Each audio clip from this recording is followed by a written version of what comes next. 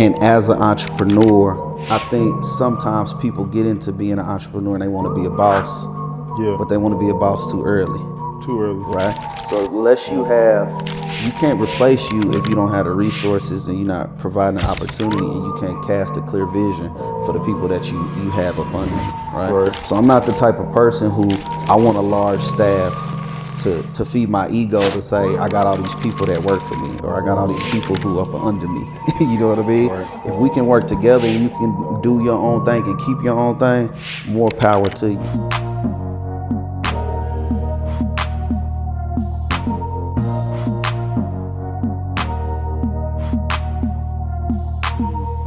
What attracts you to real estate?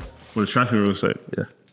As I was saying, like really, it's everywhere, right? So for me, I think about in my world, outside of me having my own house, of course, but curating and having spaces to where, like you were saying earlier in the other video, people pay me to occupy the space, but then I'm also at this vested interest. Because there's a lot of things that I would love to see happen that I'm like, all right, if I had the space, I can be like, here's content studio, here's the restaurant, it's the food that I would eat every day if I had that option. It's the power and ability to create the space to where these people can that's actually maybe the actual thing, I still can benefit from it. Not only on the monetary side, but also the experience side. Like you were saying earlier, like you wouldn't have a club, you wouldn't do a day-to-day with the club stuff, but if somebody that you knew that would can operate it and own it as their club, you have the real estate, you still get a benefit from it because now you are, vested in a way. Right. So let me I don't want to take away from anything you just said in terms of the power of your perspective in terms of what put you in real estate, right? Right. But we talked about different principles and how they're universal. Right. We didn't necessarily always talk about them in the context of how they affect real estate or my view on real estate. Right. Right. We kind of just always address them as these are universal principles you can apply them to anything. Right. Now if we're gonna get into real estate, we need to be clear on how I tell you and how we spoke and how we've established these principles and how I apply them directly to real estate. Right. So I think one of the videos that we put out, the full one, was why passion is not enough. Correct. Right. But I didn't really speak on that in real estate specifically. Right. But some of what you just described sounds like what you're passionate about for real estate. Right. And I mentioned in a previous sit down about my desire to be involved in different businesses and what real estate has done and how real estate has provided me opportunities to be involved in those businesses, as well as putting me in position to allow other people to participate and allow other people to participate and create their own dreams using real estate that I own and so on and so on, right? We spoke about that. So the first thing I would say to your desire and input into why you want to get into real estate or what about real estate interests you is, at its core, everything does involve real estate, right? But I think one of the principles we talked about before is we got to do what makes sense, right? And so the first thing with real estate information and real estate knowledge, the first thing I try to give you if you don't have a whole lot of experience is understanding that real estate is local, right? There's not a such thing as a national real estate market, right? And so that's key and that's very, very important because let me ask you this: when you say you're interested in real estate, where do you get some of your real estate ideas from, or inspiration, or information? Where does that come from? Like you talking about people that I maybe watch or something? Yeah, if that's I bought some books. I bought some books like the Millionaire Investor, of course, Robert Kiyosaki. I studied a lot of his stuff. Yeah. And then early on it was Max Maxwell. Okay. So it's just different people that I've studied over time. But that's kind of how I just definitely books I was gonna give some context, but yeah. So and I've heard of several of those people in different levels and different. I have a different awareness of kind of what they believe in or what their core teachings are. Yeah. But the reason I ask that is because, again, I can't hit home enough with this point that there's no such thing as a national real estate market. It's all local, right? It's all local based. So if you getting your information from somebody who's in a complete different market than you, the principles and the knowledge and the wisdom, as much as it may be good-willed and good intentions, it may not apply to what you're doing, right? Now, again, there's certain principles and strategies that are universal, but there's also certain things that are even more important that are unique to your area, your local market, and the current market conditions, right? So when I mentioned to you that I do Airbnbs, right, similar to the one we doing this interview in, where I do commercial property, right? I own office buildings. I own places where they have lounges. I own places where there's construction companies that rent properties from me, right? Those are opportunities that presented themselves at a certain time in my journey in building my portfolio where it made sense. I was getting good deals. I structured good deals. I was able to structure those deals in certain type of ways. Specifically, some of my commercial property I bought out of bankruptcy. Other commercial property I bought by buying somebody's option and getting seller financing. Other opportunities, I bought another commercial building where there was a partnership between two partners that one partner wanted out, the other partner wanted to stay in. They didn't want to buy them out, and so they were willing to liquidate the property at a great price, right? So I speak of those things, but they came at times where opportunity presented itself and I was positioned in a situation to be able to take those risks, right? But for commercial, you got to buy at the right price. It has to be the right time. You have to structure the deal properly. It is dependent on tenants and cash flow and being able to get the area too and area and being able to get the property leased for reasonable amount of rents, right? And so the commercial stuff is more the glorified piece, right?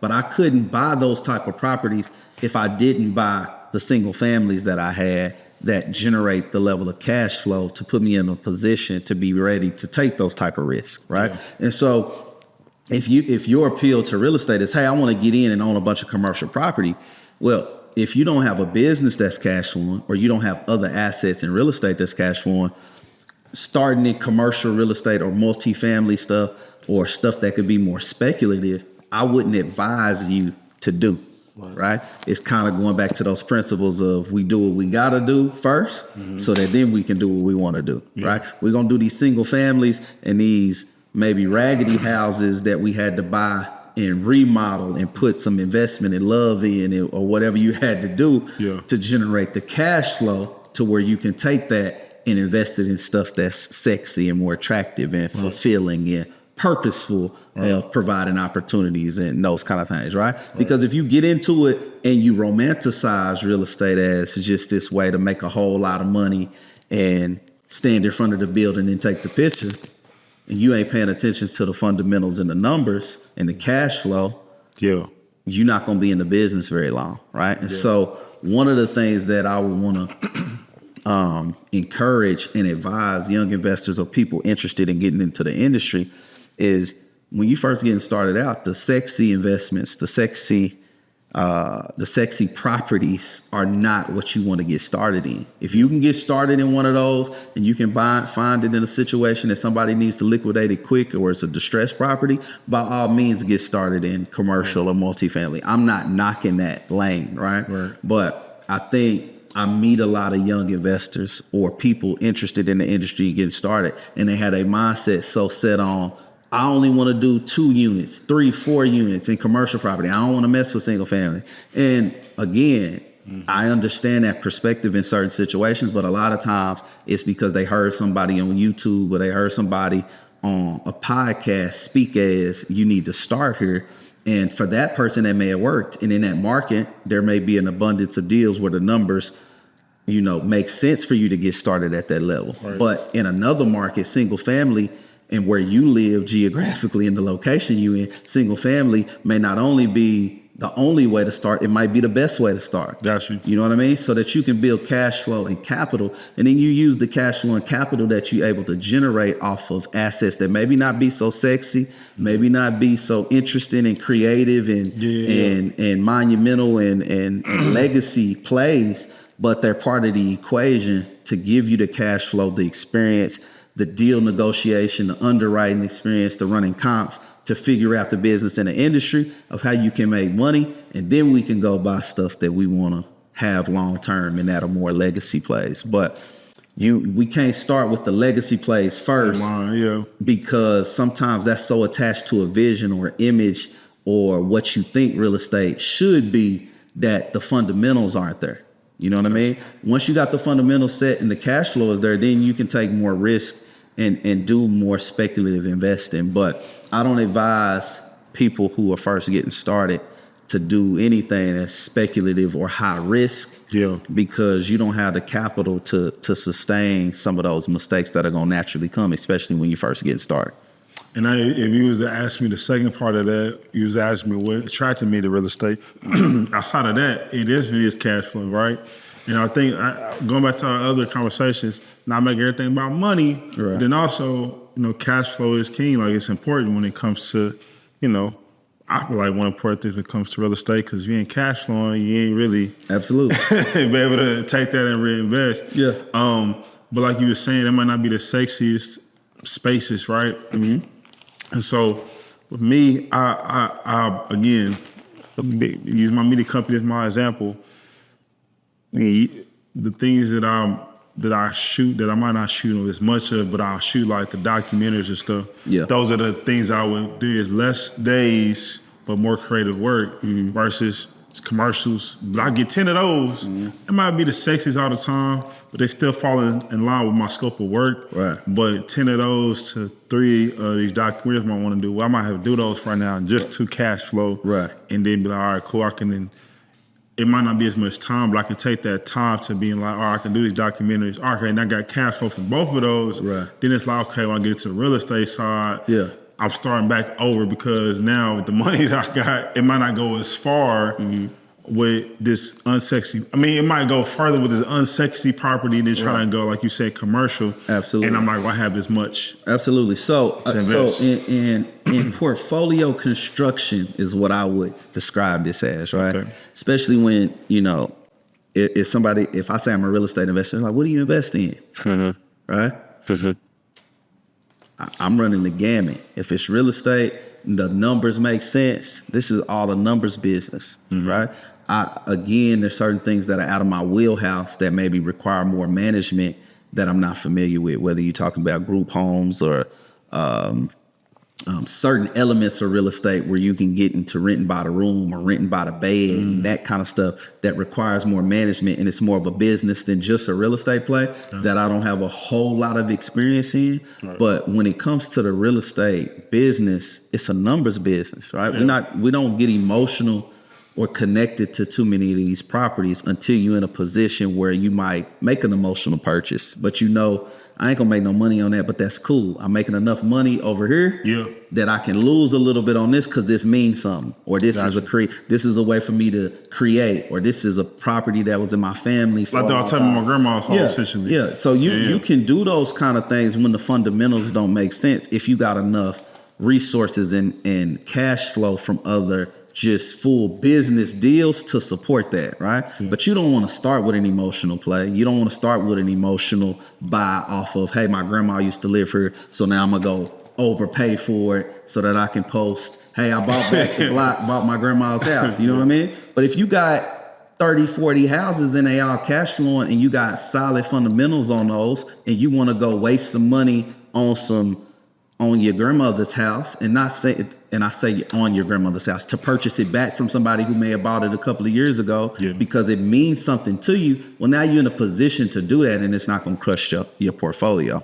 Right. You see what I mean? Right. So I'm not saying don't do that, because I have some of those purchases in some of those assets in my portfolio that have sentimental value or that are long-term speculative investments that they break even or even lose a little money, but I see the vision for the area and the appreciation for that area. Yeah. So I invest in those, not because they make so much in the short term, because I can see the vision and the development for the future. Long term. Right? Yeah. And so you can apply that same principle to stuff that means something to you personally or to your family, that, hey, I want to own grandma's house. I want to own an old house that I used to grow up in, right? Yeah. If you can make those houses work for the numbers, by all means, go ahead and do that too. But if you're trying to be a real estate investor and make money, or transition from a business, or transition from a 9 to 5, don't go overpay for an emotional purchase because it means something to you, but the numbers don't work. Mm-hmm.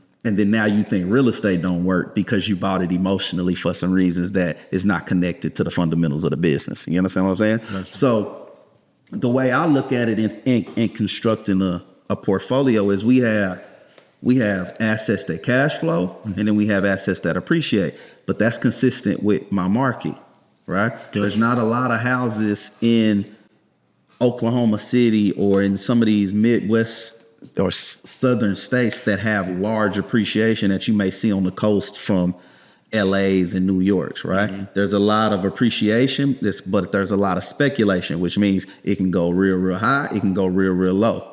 Mm-hmm. Right? Mm-hmm. So when you get your real estate advice from people who invest or live in these coasts, it's not really tailored to the market you're in. And that's why I say it's so important, right?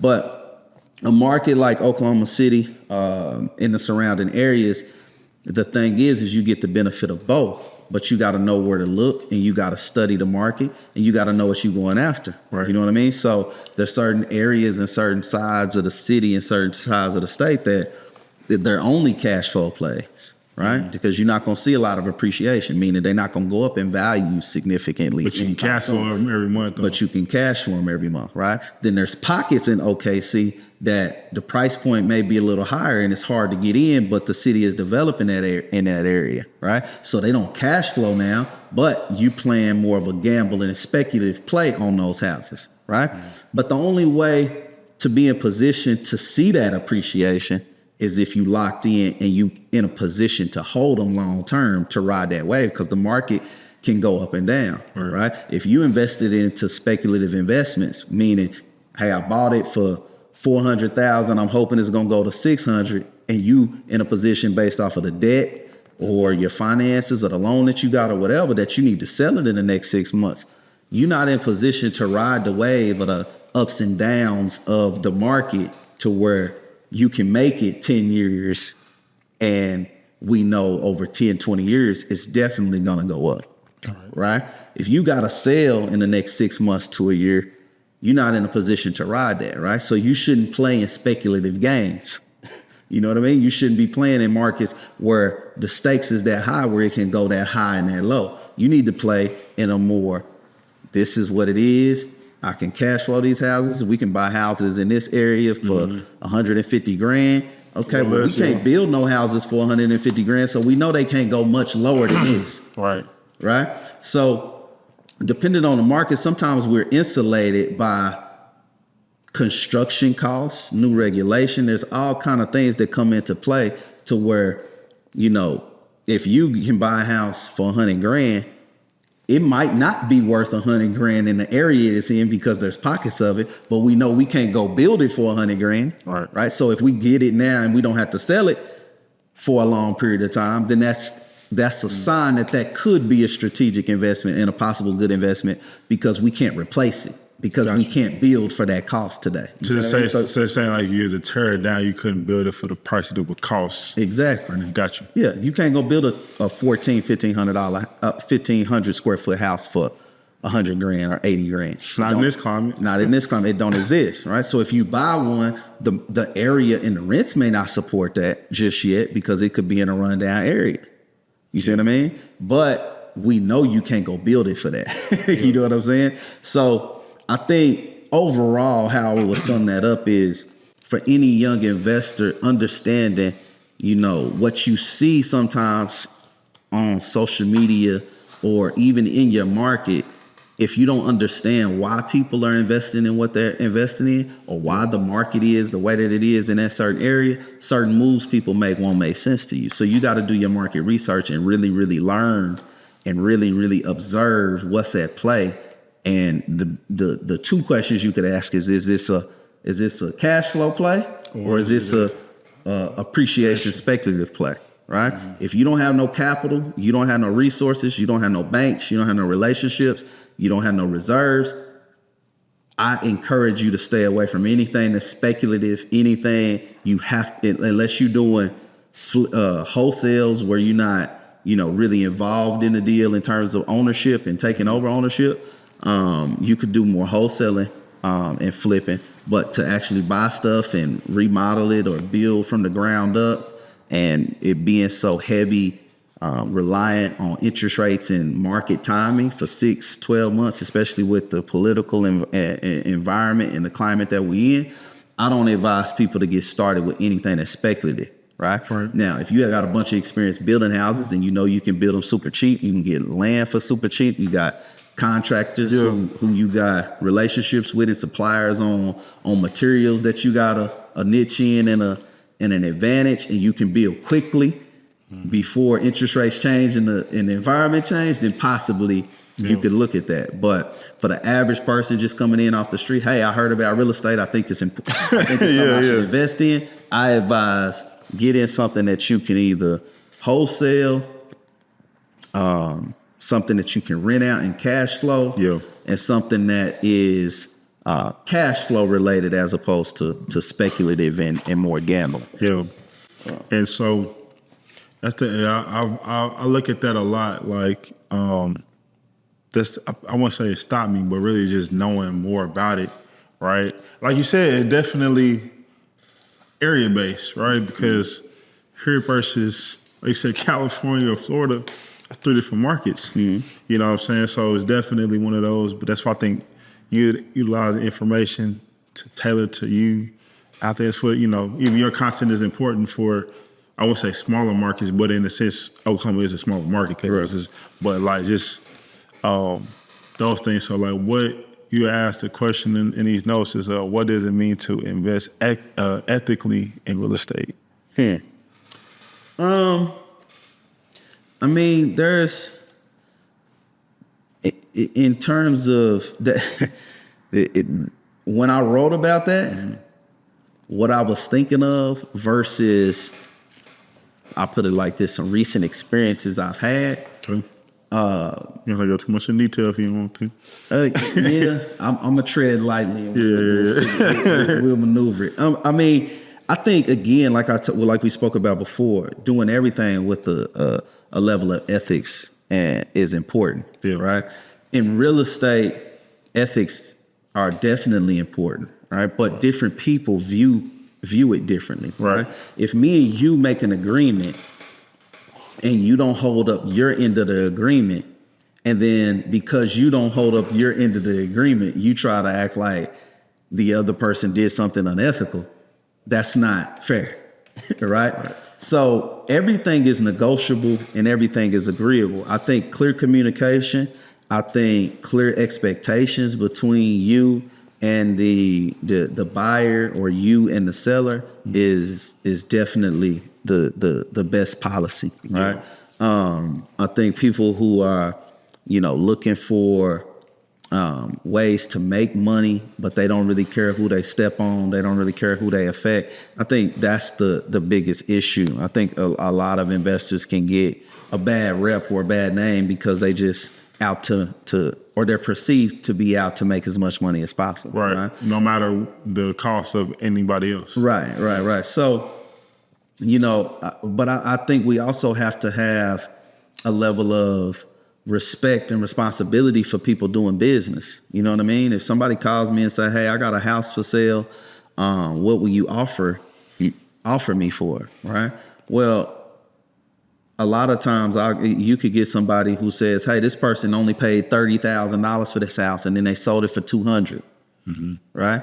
And for a person who don't understand that, you just think this greedy person just made $170,000, right? You don't realize you looking at county records, or you think this person made this type of money on a transaction, you don't realize it was the fees that was involved, the construction, the permits, the holding costs, the loan costs. They remodeled the house for 2 or 3 years and paid interest on that money the whole time. They had 2 or 3 contractors run out on them that stole some of their money, or whatever the dynamic is. There's so much stuff. It's so many things in between that we got to allow people to do business. But I think there is a level of industry where, you know, certain people can go out there and just lie and do whatever they want to do. And they do give the industry a bad name, right? But I don't think that's the majority of real estate investors. I think the majority of real estate investors, and I think it's important for people to understand, most real estate investors are not just this large corporation making all this money. It's people who, like yourself, they got into it. They trying to figure out a way to provide for themselves and provide for their family. And when somebody calls who wants to sell a house, they looking at, okay, well, what do you need? You need to get out of a situation. You got a house you need to sell. You need cash fast, whatever those situations are. They trying to provide and solve a problem for these people, buy a house and flip it and make a profit for their family, right? Now, you know, there's industries and there's people and there's corporations and machines that are on autopilot, and with the level of AI and automation, sending out mailers to thousands and thousands of people a day. Right. You know what I mean? And then they get somebody and they may represent themselves as a real estate professional and take advantage of an old lady who thinks the house ain't worth nothing, and they go in or lie to them and tell them the house ain't worth nothing. Okay, yeah, that may happen. Right. But for the most part, those aren't the situation. You know what I'm saying? So I think definitely we got to do everything with a level of ethical standards and ethical code. But I also think for real estate investors specifically, we got to allow investors and understand, like, there's cost in things that the average person don't realize exist, right? So you can't think that these people are making all this money because you don't understand it. It's a lot of risk. It's a lot of headache. It's a lot of management. It's a lot of frustration that comes with it. And so we got to allow people to transact and do business, correctly, right? I think one thing in our state that is nuanced, and this exists in other states, and we talk about local markets, but, you know, there's a lot of people who do wholesaling, right? I'm not a wholesaler, but I have wholesaled a house a couple of times here and there, right? Wholesaling is you get a property under contract from somebody and then you sell that contract to somebody else, right? So I don't do a lot of that. Most of the stuff I get under contract, I purchase myself. Every once in a while, I'll have somebody call me and ask me, do I have a deal? Or because they know I own property, am I interested in selling something? So I may say, hey, I got 3 or 4 deals. I'm running behind on construction. You know what I mean? Something like that. And I wholesale those deals. But I think one of the things that has recently happened is they've kind of blurred the lines between wholesalers and real estate agents, right? And so the ethics that apply to real estate agents is different than the ethics that apply to real estate investors. Right. Now, it's not to say both shouldn't operate with a level of ethics, but there is a nuance and a difference to me, which I don't know why they tried to merge them. Yeah. Right? So, and what that is, you know, a real estate agent has a fiduciary responsibility to their customer and to their client, right? To act in their best interest, represent their interests, right? Yes. So when a real estate agent is also a wholesaler, to me, there's a conflict there. A huge conflict. But that's what the state and licensing boards have kind of wanted it to be, right? Because for various reasons, and we can get into that, and maybe we'll talk about that in another video if you got a follow-up question on that. But I say that to say, you know, certain things that you expect a real estate agent to do, you shouldn't expect from a real estate investor, right? And any investor or any person is looking to get a good deal, right? But if I'm your agent and I'm representing you, I'm here to get you the best deal. Right. To me, those are two different things. So when they try to blur those lines and make agents, wholesalers have to become agents to do that, to me, that's a conflict of interest and sending a mixed message to the industry, one, and to the public. But to me, they're not the same thing. You know what I mean? And so I'm not a real estate agent. I am a real estate investor. I think there's been a lot of talk about, you know, what wholesalers do and if wholesaling is ethical or unethical. My approach is I bought properties from wholesalers. Right. I buy properties from agents who bring me houses before a seller wants to put it on the market because they don't want to do repairs or maintenance or whatever those things are. And so I think there's a place for everybody if we can get a level of understanding of what should be done and how things should be handled. And as long as people are upfront of who they are, what their intentions are, I think we got to allow people to transact and do business without a whole bunch of constraints. Right. But at the same time, if you're representing yourself as an agent with a fiduciary responsibility to people who are coming to you to ask you about insight about how much their house may be worth or, you know, what they should do with a property or whatever, and they coming to you for advice, you should provide that in what is their best interest, not what's in the best interest of you. Right. Now, if you make the distinction between, hey, I'm an investor too, hey, I can present you with two options. Okay. If that's the case, then cool. Yeah. But I think there's a lot of disconnect of what's ethical, unethical between real estate agents and real estate investors. And we're trying to act like they're the same thing.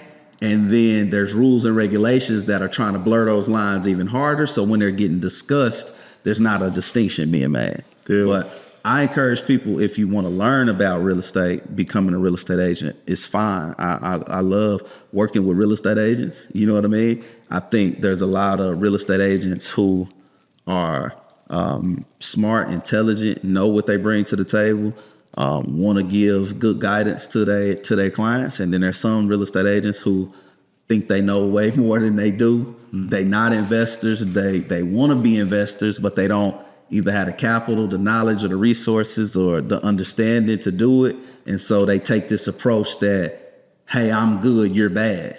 Yeah. You know what I mean? Yeah. And I think that's a mistake. And I think there is a world where real estate investors can work with real estate agents and provide services and resources to their clients and opportunities to their clients or solutions to whatever problems their clients are experiencing.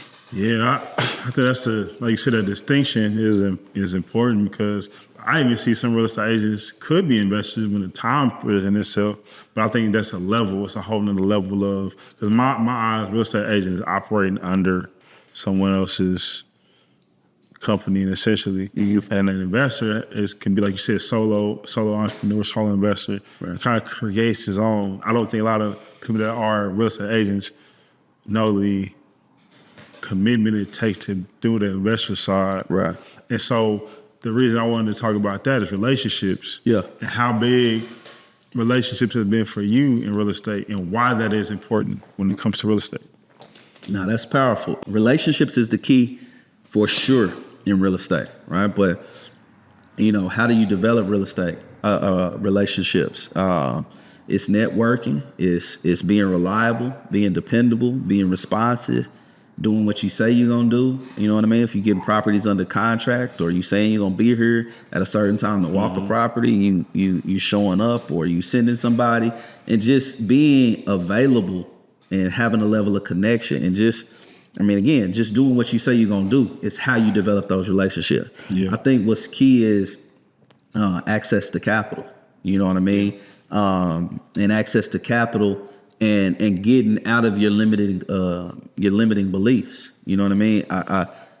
There's a world of capital out there that the average person is not aware of, even if you bought a personal residence, right? Because once you get into commercial lending and you get into private lending or you get into private equity, like it's a whole nother world of equity and lending options out there to aspiring entrepreneurs that somebody who only bought a primary residence or somebody who's looking to get in the industry is not aware of, right? So I think becoming aware of that, meeting local lenders and local banks and private lenders and private equity people to get a level of understanding of what resources are out there, that's one of the key and biggest relationships.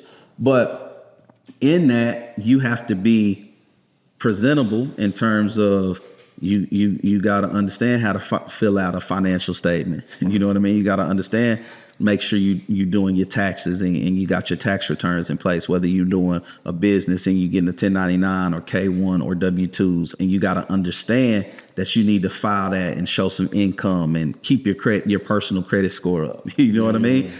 So when you go in and you're trying to build those relationships, when they look in your past and your history, that you have some foundation to show you're a responsible individual. Right. You know what I mean? Right. So though that access to capital is one of the biggest relationships that can change the whole trajectory of what it is that you're trying to do. But just like we said, you got to be prepared for that when you meet it, right? So I wasn't aware of all of those lending opportunities when I first got started. I was under the impression that everything was very, very similar to buying a primary residence, right? And so it wasn't even that I didn't know what I didn't know. It's that I thought I knew that this was the only way to operate. So I had locked myself into that box. You know what I mean? But as you become more aware and you network and get that lending relationship, I think the biggest key, even more than access to capital, but they're both very important. Let me say that. Yeah. But finding a good deal, right? And studying the market and understanding what a good deal is, right? Because whether you believe it or not, if you have a great deal and the deal can stand alone, you can find the capital, right? And I know that's hard for certain people to believe because they don't have the capital, right? But I'm telling you, if you got a great enough deal, I'll give you the capital. And there's a bunch of people like me who will do the same thing. You know what I'm saying? So if you got a great enough deal, you give the capital to Yeah. I mean, it all comes back down to numbers. What's the loan to the ARV, the after repair value, and what can you get it under contract for, and how much work does it need, right? We can and then what does it rent for or sell for? If you can answer all of that and those numbers are good enough and there's a big enough gap between what the cost is going to be and what our sales price is going to be, or what the cost is going to be monthly and what our rental price is going to be, you can find the capital for that deal. Gotcha. Right? Whether it's through private lenders or whether it's through bank lenders. Now, when you go to those private lenders or bank lenders, what's going to help you is having a solid credit score, tax return, so on and so on. But if you got a good enough deal, those other things become less important. It's less important than your credit score. If you bring me a building that's worth $1 million and you got it under contract for $300,000, I don't care what your credit score is. Yeah. You understand what I'm saying? It doesn't matter. It's not in the equation. So in that situation, your credit score is not the problem. Your tax return is not the problem. You don't have a deal you can bring me that's worth $1 million for $300,000. Or that's you do have a deal, you don't have a relationship with somebody that can invest in us outside of a bank or private lender. Absolutely. Gotcha. Absolutely. But what I'm telling you is that capital is way more plentiful than the average young person specifically thinks it is, because when you don't have capital, you think that's the only problem. Right. And again, when you have a good deal, especially when you get to a higher or larger level, access to capital can become a problem. But for the average person, when we start talking and in our market, when you're talking single family, there's enough people looking for good deals and transacting here where if you bring a deal with good enough spreads, access to capital, the barriers to that get removed very quickly because there's a lot of people looking for good deals. You understand what I'm saying? When you get into larger scalable commercial or multi-unit deals, okay, you may find a good deal where it's harder for you to find capital because there may not be as many people with that type of capital to be able to fund those deals. You see what I mean? But on general single family stuff, if you find a good deal good enough with good enough spreads, you can find the capital. I agree, man.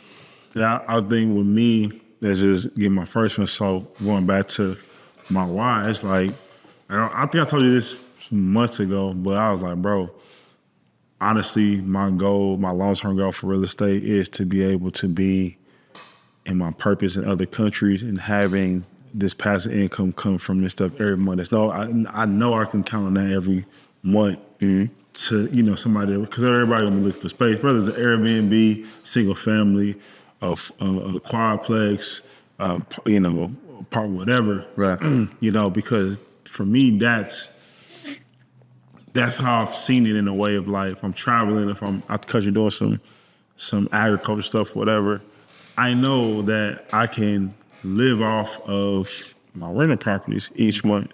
So in macro scope, that is my vision for real estate. Okay. It's because I know it's always space is gonna be needed, but then also it's passive income that can be with that. So I just wanted to also add, because you did ask me that question, and as you're talking, more things are coming up. Yeah. And so just knowing like something like that, like, you know, in this climate, and I probably know the answer to it, but like giving you that context, like my vision, somebody that you didn't know was to tell you that, like, what would you say are some logical steps to be like, if that's your end goal, well, and it's all these other variables, but here's like a universal foundation when it comes to, you know, designing something like that.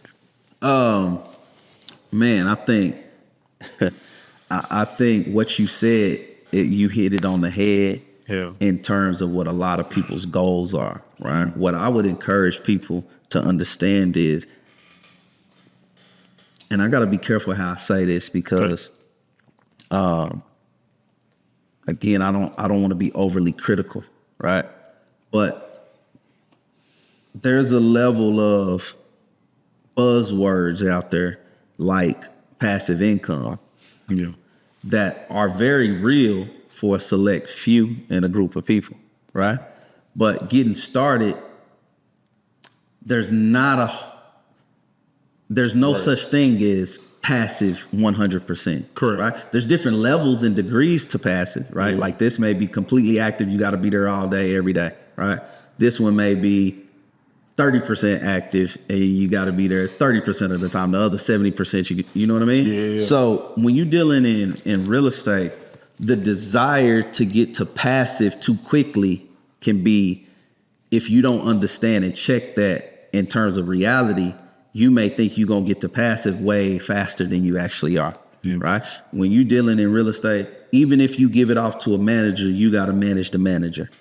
Even if you give it off to a property manager, you got to manage the property manager, right? You're dealing with tenant turnover. You got decisions to make. You got stuff that breaks. You got AC units to go out. You got insurance claim, roofs that got to be made. You still got to be involved, right? And so it may not be day to day require your attention like something else you may be invested in, right? But I think sometimes those buzzwords and keywords of passive, somebody gets into real estate and they realize immediately a tenant turnover, a tenant move out and they tear up your house, how much this is not passive. Yeah, fact. Right? And then now, because you had a illusion of passive income, now you're like, oh, that ain't passive. Now you need to go into understanding this is a lot of work. Right. Until you get systems, until you get staff who can manage a lot of that, who can replace you of the oversight. It's going to be some work involved if you want these assets to perform. Gotcha. You understand what I'm saying? So passive income is definitely the goal, right? Now, what I'll tell you is, and without going in too much detail in that, there's strategies when it comes to single family home that can help create your single family home to be much more passive than just a traditional rental. Right. And so for people who aspire to have more passive income, that's where I've looked at and talked about when we talk about B2Bank and owner finance and seller financing and the nuances and the details in that of how that allows you to be more passive in your investments, because essentially you're acting as the bank as opposed to a landlord, right? And so there's definitely power in that strategy, and that's one of the reasons I've focused on that at certain periods and certain structures of my portfolio, right? Now, I do all types of real estate investing, right? And so, but I say that to say there are more strategies that are more passive, but traditionally even that takes management. Right. So I would say, when you say, if somebody asks me that question, what would be my advice? That's a long way to say, don't expect it to be passive immediately. Right. But stick to your principles of finding good deals, understanding your market, understanding your numbers. And then if you have good deals, it can hide some of the mistakes that you naturally gonna make. You know what I mean? When you buying deals that aren't really that good and you're forced to get rid of them fast and your margins are so thin, and if you don't do this in the next 30 days, like you're gonna lose your mind. Yeah. A lot of that pressure comes because you buy slim margin deals. Right. You know what I mean? So I tell people, when you getting started, learn as much as you can about the market. If the numbers don't work, don't purchase it. On the buy, right? The money is made on the buy, not the sell. The money is made on the buy, not the sell. Yes. Does that make sense to you? Because if you're selling it, you capped out. But if you're buying it, you can create more from it. Like That's a good way to put it. Absolutely. Okay. But the short of that is I make the money when I buy it because I'm negotiating a great deal. Okay. Right? If you try to buy it and you know the numbers aren't going to work, but then you think you have some amazing creative strategy, you're going to paint it a certain color, you're going to put a certain countertop in there that's going to increase the value over what everything else is in the neighborhood. That's you trying to add value after you purchased it, because you probably didn't purchase it at a good enough number. Trying to compensate for something. Exactly. So when I say the money is made on the buy, that's again, if you find great deals, that's where your money is made. That's where you'll find the capital. That's where you find the partners, whatever it is that you need to get the deal done. But the biggest piece in that is study your market, know your numbers, stick to your numbers, and don't try to create value out of thin air after you purchased it. You need to know what that value is before you go in. And if the numbers don't work, you need to negotiate a better deal, or you need to remove yourself from that deal and go find something else.